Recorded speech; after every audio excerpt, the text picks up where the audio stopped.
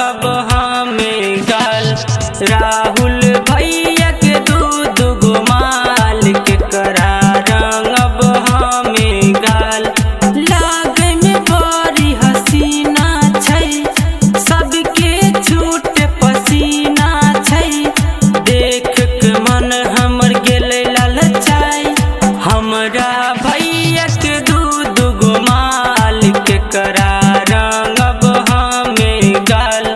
राहुल भैया के दूध गुमाल के करा रंगब हमें गाल।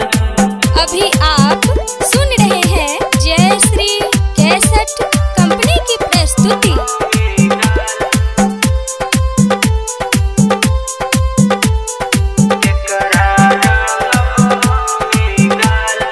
देख के सभे छौरा गेलै सब पगल